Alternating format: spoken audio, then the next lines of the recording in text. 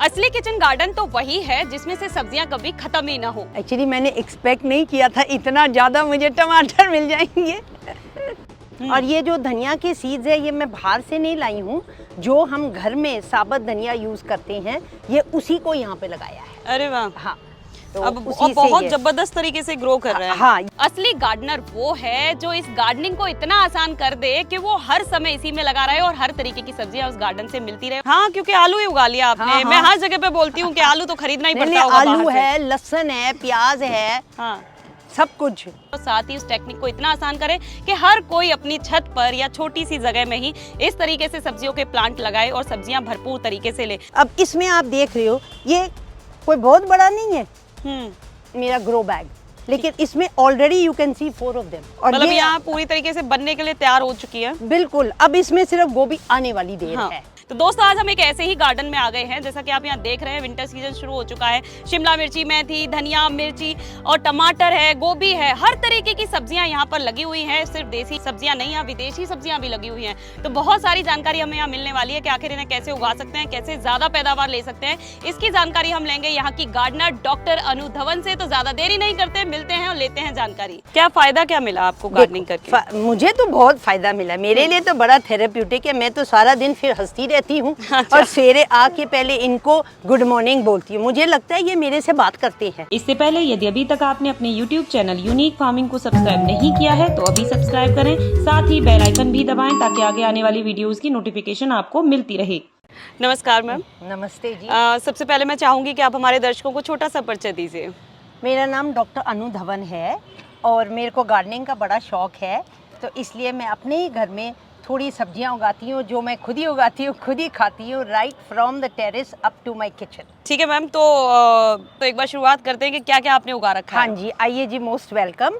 ये हमारी kitchen garden की थोड़ी बहुत जो सब्जियां उगाई हैं ये हम स्टार्ट करते हैं हमारे धनिया से।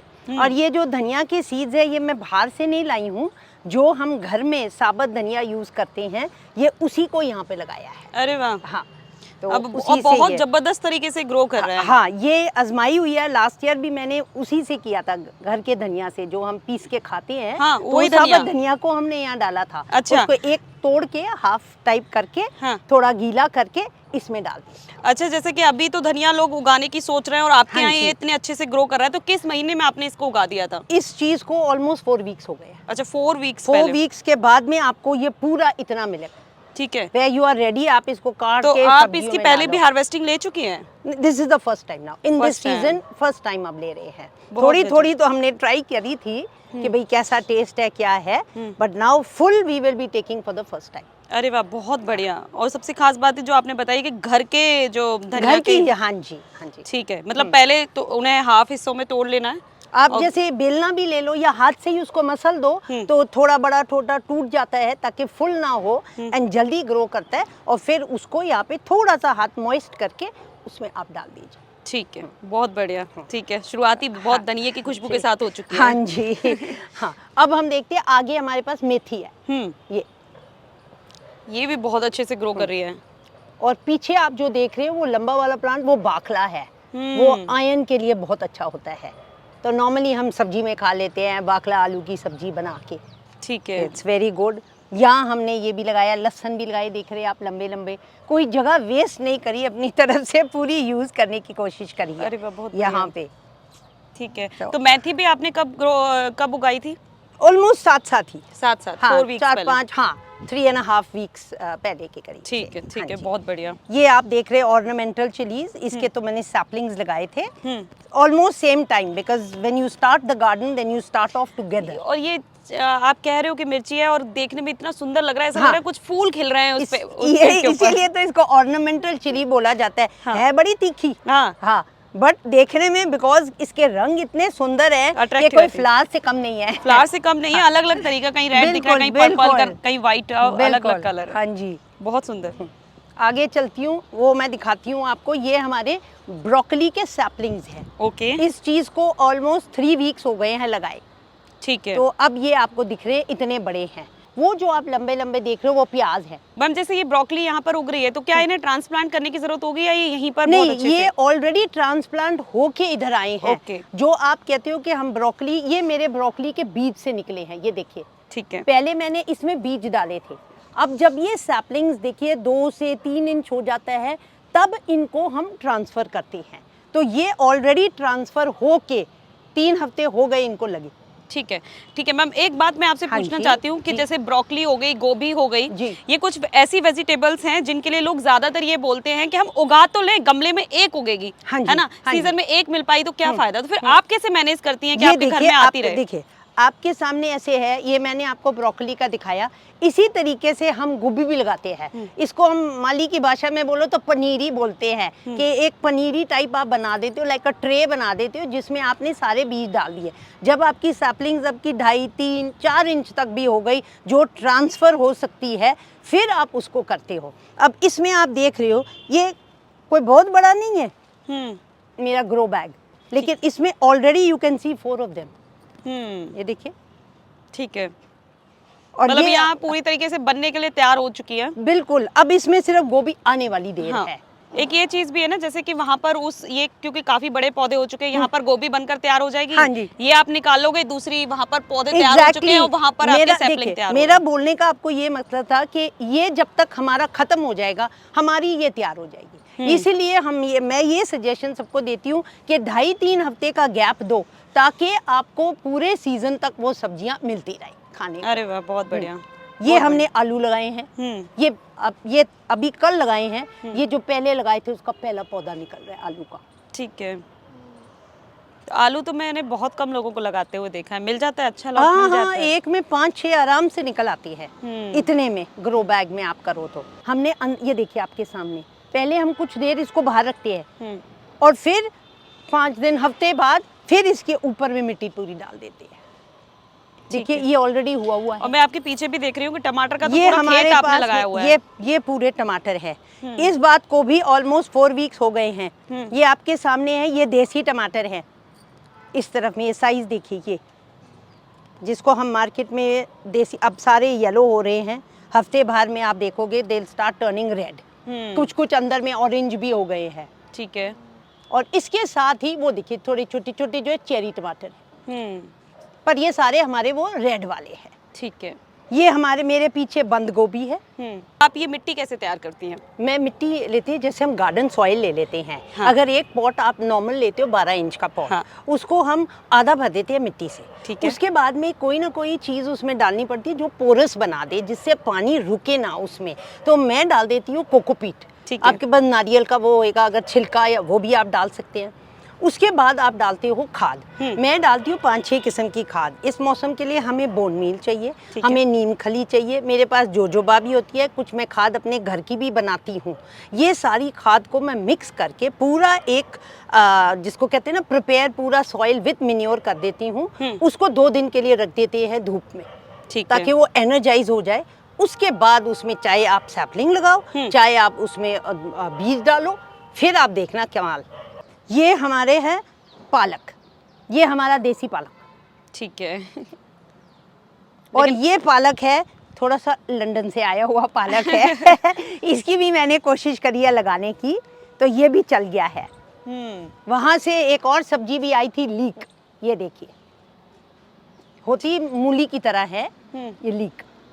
ये देखिए कैप्सिकम, ये भी वहाँ से आई हुई है। बाकी आप देख रहे हो फूल भी आए हुए हैं यहाँ सारे। ये एक बड़ी जबरदस्त सी चीज देख रही हूँ कि आपके एक ग्रो बैग के अंदर ना 2-2, 3-3 सब्जियां, जैसे गोभी का मैंने अभी देखा तो 2-3 पौधे लगे हुए हैं, कैप्सिकम भी सेम। तो ऐसा क्या मिट्टी के अंदर आप ऐसा क्या करती हैं जिसकी वजह से ये इतने अच्छे से एक ही गमले में ग्रो पाते हैं? सबसे पहले एक सजेशन सबको होनी चाहती है कि जब भी आप एक ग्रो बैग लो या गमला लो, उसमें हाइट होनी चाहिए। अगर आप इसी चीज को छोटे में लोगे तो आप दम नहीं दे रहे उसको।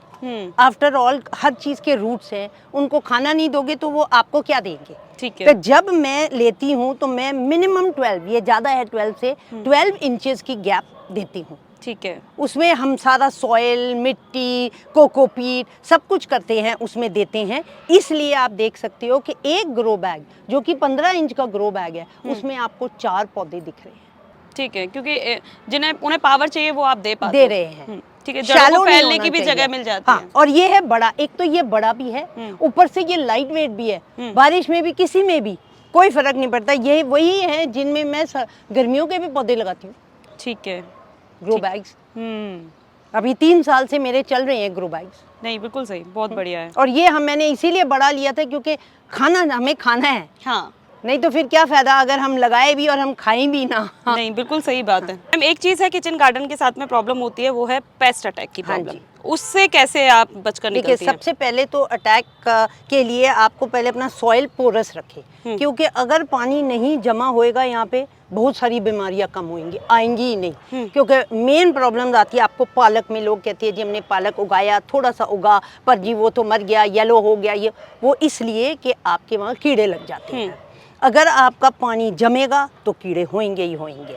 दूसरी बात ये है कि इसमें जब भी आप सॉइल बनाओ थोड़ा सा DAP डाल दें, जिससे ये है कि आपको आगे में कोई स्प्रे, कोई पेस्टिसाइड डालने की ज़रूरत ही नहीं पड़ती है। ठीक, नहीं तो फिर वो फ्रेश नहीं रहेगा, ऑर्गेनिक रहेगी नहीं। कोई पेस्टिसाइड वाली सब्जियां जैसे मार्केट से खाते हैं वही होगी। अच्छा, अब यहाँ हम आ जाते हैं लेटस पे।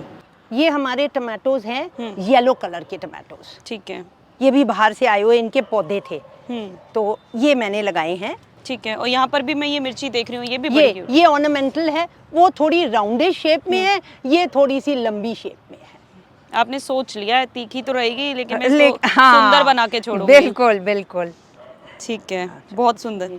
ये मेरे ख्याल से आपने स्ट्रॉबेरी यहाँ पे लगाई हुई ये है। यहाँ स्ट्रॉबेरी है, वहाँ भी स्ट्रॉबेरी है। ये हमारा है चिनसागा साग, ये कीनिया से आया हुआ था। इसको सेम आलू के साथ वैसे चटनी बना लो, इसकी सब्जी बना लो।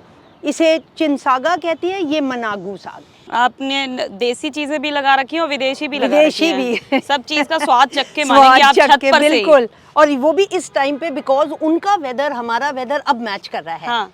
नहीं तो अगर आप गर्मी में लगाओगे कोई भी लंदन की चीज है तो वो नहीं लगेगी। नहीं होगी। हाँ। टेम्परेचर अब हमारा जो उनके लिए वो कहते हैं कि नाउ इट इज ऑटम, हमारे लिए विंटर होती है, इसीलिए ये लग जाती है इस टाइम पे। चलिए, बहुत बढ़िया। हाँ जी, ये आपके छोटे चेरी टमाटर भी यहाँ पे है, ये छोटे छोटे चेरी टमाटर लगे हुए हैं।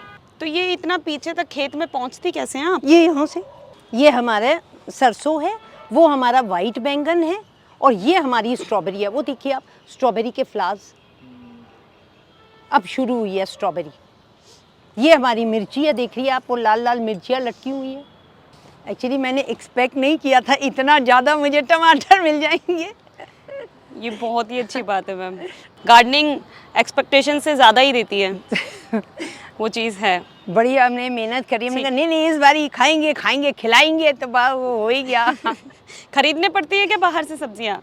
नहीं, बहुत कम। हाँ, क्योंकि आलू ही उगा लिया आपने। हाँ, मैं हर जगह पे बोलती हूँ कि आलू तो खरीदना ही पड़ता होगा आलू बाहर से। है, लहसुन है, प्याज है, हाँ, सब कुछ।